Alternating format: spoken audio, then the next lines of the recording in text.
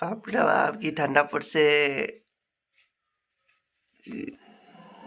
এত জল জল দেখা যাচ্ছে, জল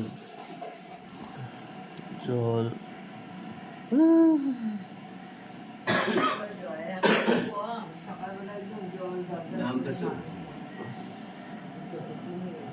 দার্জিলিং হয়ে গেছে, দার্জিলিং শিলিগুড়ি এখন দার্জিলিং হয়ে গেছে।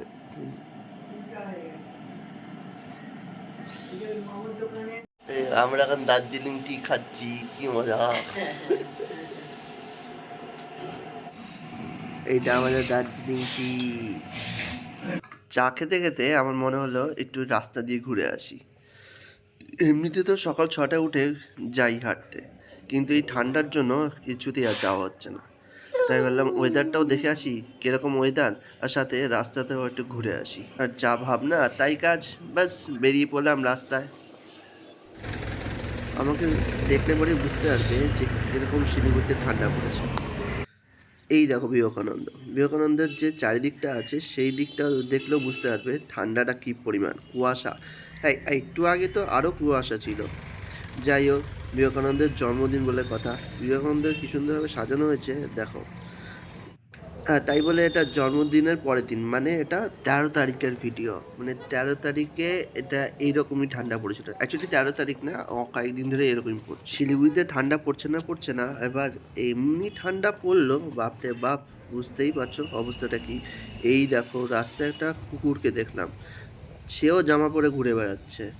অবশ্যই জামা তো পরতেই হবে, যা ঠান্ডা, বাপরে বাপ। কুয়াশা একদমই সব কোনো কিছুই দেখা যাচ্ছে না। হাঁটতে হাঁটতে আমি চলে আসলাম কলেজ মাঠে। এবার সেখানে কিছুক্ষণ হাঁটার পরই বাপ রে বাপ কি ঠান্ডা। ঠান্ডা শরীরকে একটু গরম করতে আর একটু কিছুক্ষণ হেঁটে নিলাম। শরীর গরম করতে গিয়ে এতটাই আমি হেঁটে নিয়েছি যে আমার ঘড়ি হঠাৎ করে বিপ করে শব্দ করে উঠলো। আর তারপরেই দেখালো আমি কতটা স্টেপ গেছি। 7,000 স্টেপ আমি হেঁটেছি। আর এত হাঁটার পরে আর আমার শরীরে শক্তি নেই। এবার সোজা চলে আসলাম বাড়িতে। ও হ্যাঁ, রাস্তা দিয়ে আসার সময় একটা দোকান পেলাম যেখানে গরম গরম পুরি ভাত ছিল। কয়েকদিন ধরে ভাবছি এখানে খাবো, আজ ঠিক করে ফেলাম কালকে তো আমি এখানে খাবোই। তারপরে সোজা আমার বাড়ির গেট।